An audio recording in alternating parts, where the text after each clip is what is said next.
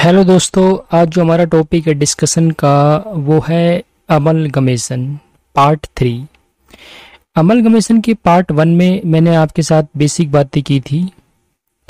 Amalgamation क्या होता है, इनकम टैक्स एक्ट 1961 के अकॉर्डिंग कुछ एग्जांपल दिए थे मैंने आपको। इसके साथ एब्जॉर्प्शन क्या होता है ये बताया था। टाइप्स ऑफ अमलगमेशन कितने होते हैं, यानी अमलगमेशन कितने प्रकार के होते हैं। फिर एक वैलिड अमलगमेशन जो है इनकम टैक्स पर्पज से किस तरीके से होना चाहिए जिससे कि उसको टैक्स बेनिफिट मिल सके। उसके बाद मैंने आपको बताया था कि अमलगमेशन के क्या टैक्स इंसेंटिव्स होते हैं एक अमलगमेटिंग कंपनी यानी पुरानी कंपनी को। उसके अलावा जो उनके शेयर होल्डर्स होते हैं पुरानी कंपनी यानी अमलगमेटिंग कंपनी के, उनको क्या टैक्स इंसेंटिव्स मिलते हैं। और अमलगमेटेड यानी नई कंपनी जो कंटिन्यू बिजनेस करने वाली है उस कंपनी को क्या टैक्स इंसेंटिव्स मिलते हैं। तो ये पोर्शन हो गया था फर्स्ट और सेकंड पार्ट में। आज ही थर्ड पार्ट में मैं आपके साथ ये पोर्शन डिस्कस करूंगा कि अमलगमेटेड यानी नई कंपनी जो कंटिन्यू बिजनेस कर रही है उस कंपनी को क्या टैक्स इंसेंटिव क्या टैक्स बेनिफिट मिलते हैं। तो ये स्टार्ट करते हैं।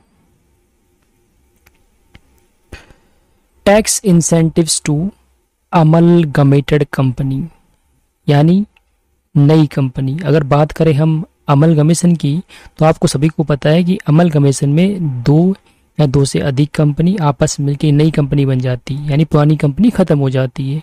लेकिन अगर बात करें एब्जॉर्प्शन की तो एब्जॉर्प्शन क्या होता है, एक कंपनी जो है पुरानी कंपनी वो दूसरी पुरानी कंपनी में मिल जाती है, तो एक बिजनेस खत्म कर लेती है और दूसरी कंटिन्यू जो कंपनी है वो बिजनेस रखती है।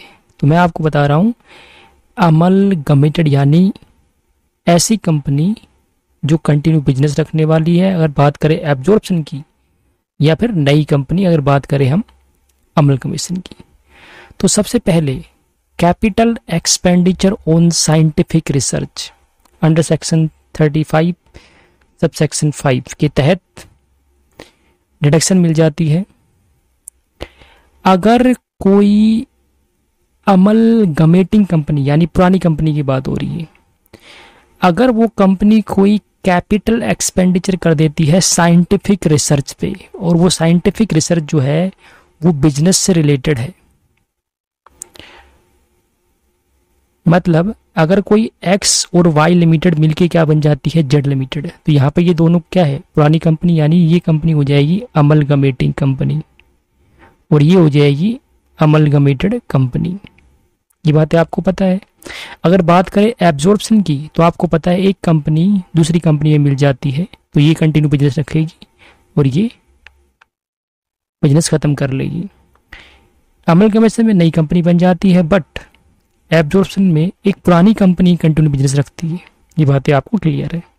तो मैं आपको बता रहा हूं कि अगर कोई अमलगमेटिंग यानी पुरानी कंपनी उसने कोई कैपिटल एक्सपेंडिचर किया है साइंटिफिक रिसर्च पे, और वो साइंटिफिक रिसर्च जो है वो बिजनेस से रिलेटेड है, तो जो अब नई कंपनी होगी यानी अमलगमेटेड, यानी अगर एक्स जेड लिमिटेड की बात करें हम, अगर X limited Y Z limited मिल जाती है तो जेड लिमिटेड क्या बन जाएगी अमलगमेटेड, और एक्स लिमिटेड क्या है अमलगमेटिंग। तो जो अमलगमेटेड कंपनी होगी, एक तो पहली बात ये इंडियन होनी चाहिए, तो नई कंपनी को डिडक्शन मिल जाएगी अनएब्जॉर्ब अमाउंट की।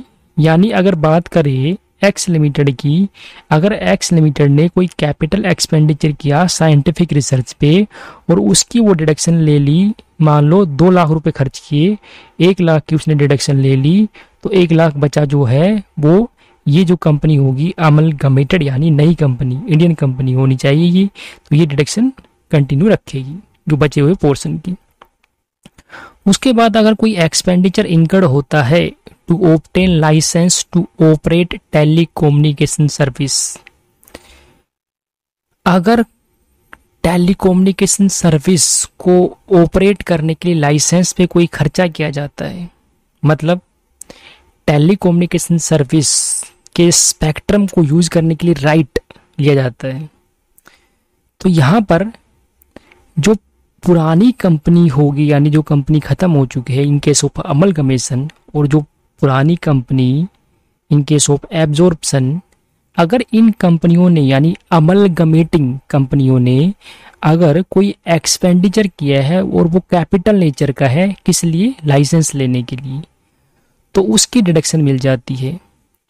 तो अगर रिमेनिंग अमाउंट है कुछ यानी रिमेनिंग इंस्टॉलमेंट है तो उसकी डिडक्शन मिल जाएगी किसको, नई वाली कंपनी यानी जेड लिमिटेड यानी अमलगमेटेड कंपनी को।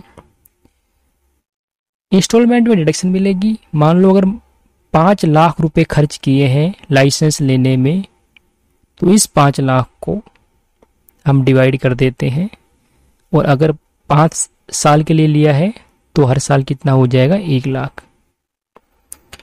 अगर बिजनेस कमेंस होने से पहले एक्सपेंडिचर कर दिया तो डिडक्शन कब से मिलनी स्टार्ट होगी, जिस साल में बिजनेस स्टार्ट हुआ है, जिस प्रीवियस ईयर में बिजनेस स्टार्ट हुआ है। अगर बिजनेस कमेंस यानी शुरुआत होने के बाद अगर खर्चा किया है, कैपिटल एक्सपेंडिचर किया है लाइसेंस लेने के लिए, तो फिर एक्चुअल में जिस प्रीवियस ईयर में पे किया है उस साल से डिडक्शन स्टार्ट हो जाएगी।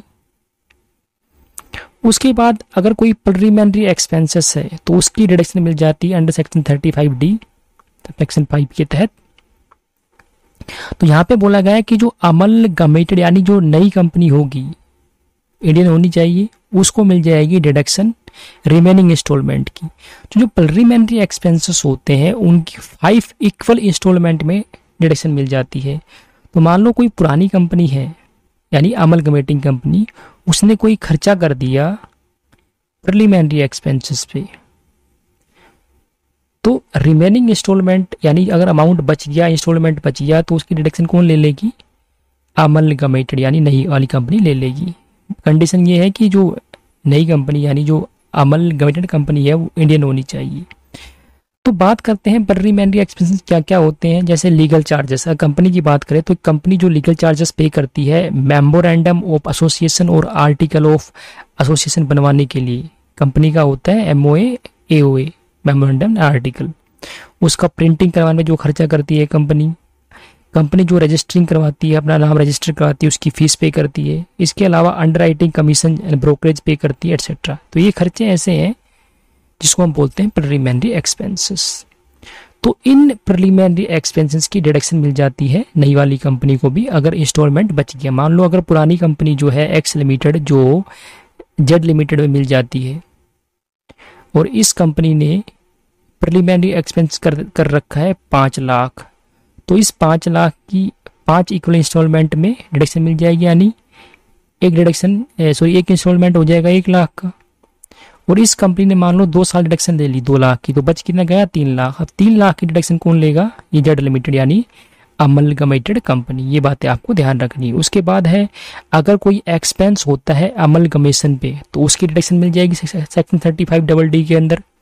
अगर कोई इंडियन कंपनी है जो एक्सपेंडिचर इंकर कर देती है Holi and exclusively for the purpose of amalgamation, यानी अमलगमेशन के पर्पज, उसके उद्देश्य के लिए कोई खर्चा किया जाता है इंडियन कंपनी द्वारा, तो उसकी डिडक्शन मिल जाएगी एट द रेट ऑफ 20%, यानी हर साल 20% मिल जाएगी 5 प्रीवियस ईयर से। वो स्टार्ट होगा जिस साल में अमलगमेशन हुआ है उस साल से स्टार्ट हो जाएगी डिडक्शन। उसके बाद अगर कोई एक्सपेंस होता है वॉलंटरी रिटायरमेंट स्कीम के तहत तो उसकी डिडक्शन मिल जाएगी। जो बच गई इंस्टॉलमेंट उसकी डिडक्शन मिल जाएगी नई वाली कंपनी यानी अमलगमेटेड इंडियन कंपनी को डिडक्शन मिल जाएगी अगर VRS पे खर्चा किया है। तो यहाँ पे ध्यान ये देना है कि जो VRS पे जो खर्चा कर रही है यानी जो पुरानी कंपनी है एक्स लिमिटेड, ये भी इंडियन कंपनी होनी चाहिए। अगर ये पुरानी कंपनी जो है अमलगमेटिंग, अगर ये इंडियन कंपनी है, ये कोई एक्सपेंस करती है VRS यानी वॉलंटरी रिटायरमेंट स्कीम के तहत और इसकी कोई इंस्टॉलमेंट अगर बच जाती है तो बची हुई इंस्टॉलमेंट की डिडक्शन किसको मिल जाएगी, जेड लिमिटेड यानी अमलगमेटेड कंपनी को। लेकिन ये भी इंडियन कंपनी होनी चाहिए। उसके बाद अगर कोई प्रोस्पेक्टिंग्स ऑफ मिनरल्स यानी कोई बिजनेस है उस पर खर्चा किया जाता है, यानी मिनरल्स को प्रोस्पेक्ट करने पे कोई खर्चा करती है, तो यहाँ पर जो अमलगमेटिंग कंपनी होगी यानी जो पुरानी कंपनी है कोई खर्चा कर देती है प्रोस्पेक्टिंग या एक्सट्रैक्शन या प्रोडक्शन ऑफ सर्टन मिनरल्स को निकालने या कोई खर्चा करते हैं उसको प्रोडक्शन करते हैं, तो उसकी डिडक्शन मिल जाती है 1/10 यानी 10 इंस्टॉलमेंट में डिडक्शन मिल जाएगी। तो अगर पुरानी कंपनी ने मान लो दो इंस्टॉलमेंट की डिडक्शन ले लिए, तो 8 जो बच गई डिडक्शन 8 इंस्टॉलमेंट की, वो कौन ले लेगी? अमलगमेटेड यानी नई वाली कंपनी, लेकिन ये इंडियन होनी चाहिए, ये बात आपको ध्यान रखनी है। उसके बाद अगर कोई कैपिटल एक्सपेंसेस होता है फैमिली प्लानिंग पे, तो उसकी डिडक्शन भी मिल जाएगी, उसकी भी 5 इक्वल इंस्टॉलमेंट पे मिलती है, 1/5 यानी 5 इक्वल इंस्टॉलमेंट हो जाएंगे। तो जो अमलगमेटेड यानी नई कंपनी होगी वो इंडियन कंपनी होनी चाहिए, उसको डिडक्शन मिल जाएगी रिमेनिंग इंस्टॉलमेंट, यानी अगर पुरानी कंपनी ने 5 लाख में से 2 लाख के लिए ले ली, तो 3 लाख की किसको मिल जाएगी?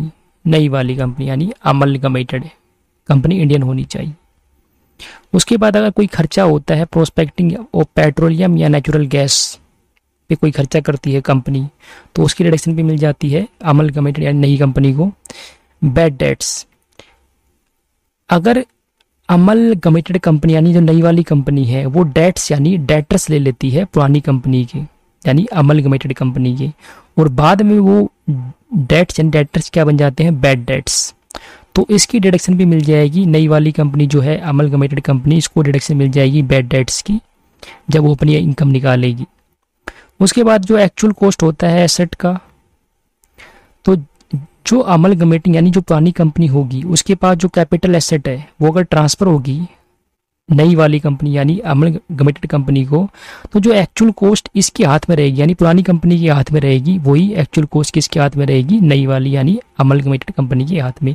इसके अलावा अगर कोई डेप्रिसिएबल एसेट है यानी उसका ब्लॉक बना हुआ है, तो ब्लॉक ऑफ एसेट जो है जो उसकी WDV होगी वही वैल्यू उसके हाथ में होगी यानी नई कंपनी के हाथ में होगी। उसके बाद अगर कोई डिडक्शन होती है यानी डिडक्शन होती क्या, डिडक्शन मिल जाती है प्रॉफिट्स में से, अगर कोई अंडरटेकिंग जो है वो इंगेज है इंफ्रास्ट्रक्चर डेवलपमेंट या अदर देन इंफ्रास्ट्रक्चर डेवलपमेंट, तो उसको डिडक्शन मिल जाती है ग्रोस टोटल इनकम में से under section 80I-AB, 80I-B, 80I-C, 80I-E। ये इस सेक्शन पे ऑलरेडी मेरे वीडियोस हैं, आप देख सकते हो। कुछ कंडीशन सेटिस्फाई होनी चाहिए तो डिडक्शन मिल जाती है। अगर कोई यूनिट है स्पेशल इकोनॉमिक जोन के अंदर और वो ट्रांसफर हो जाती है किसी और यूनिट के अमलगमेशन स्कीम के तहत, तो एग्जम्पशन मिल जाएगी। जो जिस यूनिट के पास जा रही है यूनिट ट्रांसफर हो रही है, तो रिमेनिंग पीरियड की डिडक्शन किसको मिल जाएगी? नई वाली यूनिट को अंडर सेक्शन 10AA-5 के तहत। उसके बाद अगर कोई कंपनी जो क्वालिफाइंग कंपनी है यानी टनेज टैक्स कंपनी की बात हो रही है, उसका अमलगमेशन होता है किसी और कंपनी के साथ, तो जो अमलगमेटेड यानी जो नई कंपनी होगी अगर वो टनेज टैक्स कंपनी नहीं है तो उसको 3 महीने का टाइम मिलता है। 3 महीने के अंदर उसको ऑप्शन होता है, वो जिस डेट पे अमलगमेशन अप्रूव होता है उस डेट से 3 महीने का टाइम है। 3 महीने के अंदर वो कंपनी भी क्या बन सकती है? वो ऑप्ट कर सकती है टनेज टैक्स स्कीम के तहत यानी टनेज टैक्स कंपनी वो बन सकती है, उसके पास ऑप्शन होता है। एक क्वालिफाइंग कंपनी वो बन सकती है। उसके बाद जो एक्यूमुलेटेड लॉस होते हैं स्पेकुलेशन बिजनेस लॉस के यानी इकट्ठे लॉस, तो जो नॉन स्पेकुलेटिव बिजनेस लॉस होते हैं, जो अनएब्जॉर्ब डेप्रिसिएशन होता है यानी जो प्रॉफिट से एडजस्ट नहीं होता है, किसी साल बच जाते हैं डेप्रिसिएशन, उसको कैरी फॉरवर्ड करते हैं। तो यानी जो पुरानी कंपनी होगी जो अमलगमेटिंग कंपनी होगी उसके कोई speculative non speculative business loss है या कोई अनएब्जॉर्ब डेप्रिसिएशन है जिसको आप सेट ऑफ नहीं कर पाए प्रॉफिट लॉस से, उस लॉस और अनएब्जॉर्ब डेप्रिसिएशन को जो नई कंपनी होगी अमलगमेटेड कंपनी वो उसको कैरी फॉरवर्ड कर सकती है, उसको सेट ऑफ कर सकती है। तो पुरानी कंपनी के जो भी बिजनेस लॉस होंगे, जो भी अनएब्जॉर्ब डेप्रिसिएशन होगा, वो नई कंपनी का बन जाएगा उस प्रीवियस ईयर में जिसमें अमलगमेशन होता है। ये बातें आपको ध्यान रखनी है। अमलगमेटेड कंपनी जो होगी यानी जो नई कंपनी होगी उसको पूरा अधिकार है कि वो बिजनेस लॉस को कैरी फॉरवर्ड कर सकती है, सेट ऑफ कर सकती है बिजनेस लॉस को। 8 सालों तक कैरी फॉरवर्ड हो जाएगा बिजनेस लॉस। और जो अनएब्जॉर्ब डेप्रिसिएशन जो होता है वो जब तक खत्म नहीं होता तब तक उसको आगे कैरी फॉरवर्ड कर सकते हैं। कंडीशन है सेट ऑफ करने की, इसकी कंडीशन सेटिस्फाई करनी पड़ेगी दोनों कंपनी को। पहली बात करते हैं अमलगमेटिंग यानी पुरानी कंपनी के लिए। इसमें क्या बताया गया कि जो अमलगमेटिंग कंपनी है वो जिस बिजनेस में उसको ये लॉस हुआ है और ये डेप्रिसिएशन है जिस बिजनेस का, उस बिजनेस में वो कम से कम 3 साल या उससे अधिक रही हो। अमलगमेटिंग यानी पुरानी कंपनी की बात हो रही है। दूसरी कंडीशन क्या है कि जो अमलगमेटिंग कंपनी जो है, जो यानी जो पुरानी कंपनी है, उस कंपनी के जो फिक्स एसेट्स है उनकी जो बुक वैल्यू है, यानी फिक्स एसेट्स की कम से कम 75% यानी 75% बुक वैल्यू जो है वो 2 साल यानी अमलगमेशन से एकदम 2 साल पहले तक कंटिन्यूसली उसके पास रही हो। यानी जितनी भी फिक्स एसेट है उसकी जो बुक वैल्यू होगी, यानी अगर मान लो फिक्स एसेट 100 रुपए की है तो इसका एटलीस्ट 3/4 यानी 75% यानी 75 रुपए हो गए। इतने रुपए की एसेट्स जो है कम से कम अमलगमेशन के 2 साल पहले तक किसके पास रही हो, अमलगमेटिंग कंपनी के पास रही हो। उसके बाद है अमलगमेटेड कंपनी के लिए कंडीशन, यानी नई कंपनी के लिए। अमलगमेटेड यानी नई कंपनी जो होगी वो होल्ड करेगी at least 75% of book value of assets. यानी जो अमलगमेटिंग कंपनी होगी, जो पुरानी कंपनी होगी, उसकी जो एसेट्स है उसकी बुक वैल्यू का कम से कम 75% होल्ड करना पड़ेगा नई कंपनी को from the date of amalgamation, और 5 सालों तक करना है। दूसरा क्या बोला कि जो अमलगमेटेड कंपनी जो होगी वो कंटिन्यू बिजनेस को रखेगी, यानी जो अमलगमेटिंग कंपनी का जो बिजनेस है ना, उस बिजनेस को नई वाली यानी अमलगमेटेड कंपनी जो है कंटिन्यू रखेगी 5 सालों तक from the date of amalgamation. जिस डेट पे अमलगमेशन हुआ है उस डेट से 5 सालों तक रखना पड़ेगा उसको। अगर ये कंडीशन सेटिस्फाई होती है तभी ये बिजनेस जो लॉस होता है, नॉन स्पेकुलेटिव बिजनेस लॉस, उसको सेट ऑफ कर सकते हैं, कैरी फॉरवर्ड कर सकते हैं। जो अनएब्जॉर्ब्ड डेप्रिसिएशन होता है उसको सेट ऑफ कर सकते हैं। उसके बाद बताया कि अगर कोई सेंट्रल गवर्नमेंट नोटिफाई करती है कोई कंडीशन, अगर वो जरूरी है तो उसको ही फॉलो करना होता है। अमलगमेटेड यानी जो नई कंपनी होगी वो अचीव करेगी लेवल ऑफ प्रोडक्शन कम से कम 50% ऑफ द इंस्टॉल्ड कैपेसिटी, यानी जितनी उसकी कैपेसिटी है प्रोडक्शन की, उसका प्रोडक्शन कैपेसिटी कम से कम 50% प्रोडक्शन लेवल जो है वो अचीव करना पड़ेगा नई कंपनी को before the end of the 4 years from the date of amalgamation, यानी अमलगमेशन की डेट से 4 साल तक, 4 साल खत्म होने तक उसको 50% कैपेसिटी जो है इंस्टॉल्ड कैपेसिटी का प्रोडक्शन लेवल अचीव करना है, और इसको कंटिन्यू रखना पड़ेगा 5 सालों तक from the date of amalgamation. उसके बाद अगर कोई सेंट्रल गवर्नमेंट चाहे तो इस कंडीशन को रिलैक्स भी कर सकती है on the application of amalgamated, यानी नई कंपनी अगर कोई एप्लीकेशन देती है तो उस एप्लीकेशन के बेस पे सेंट्रल गवर्नमेंट चाहे तो वो कंडीशन को रिलैक्स दे सकती है, यानी छूट दे सकती है। ये बातें आपको ध्यान में रखनी है। इसके अलावा जो नई कंपनी होगी यानी जो अमलगमेटेड कंपनी होगी उसको फर्निश करना पड़ेगा एक सर्टिफिकेट, फॉर्म नंबर 62 होता है, किसको देना पड़ेगा, असेसिंग ऑफिसर को। वो वेरीफाइड होना चाहिए सीए द्वारा, अपनी रिटर्न ऑफ इनकम के साथ वो भेजना पड़ता है। उसके अगर कोई ये जो कंडीशन होती अब जो कंडीशन बताई है मैंने ऊपर वाली आपको, अगर ये फुलफिल नहीं होती है तो क्या कंसिक्वेंस है इसके, तो जो भी लॉस है जिसको आप कैरी फॉरवर्ड कर रहे हो, जो भी डेप्रिसिएशन जो अनएब्जॉर्ब है आपका बचा हुआ है, तो जो अमलगमेटेड कंपनी जो होगी उसके हाथ में वो लैप्स हो जाएगा, यानी खत्म हो जाएगा, वो उसको सेट ऑफ ही नहीं कर पाएगी अगर एक कंडीशन सेटिस्फाई नहीं होती है तो। उसके बाद टैक्स प्लानिंग का छोटा सा पोर्शन बचा हुआ है, वो बाकी आप पढ़ेंगे, उसको कोई डाउट आएगा तो आप मुझसे पूछेंगे, कमेंट करेंगे। Okay, thank you.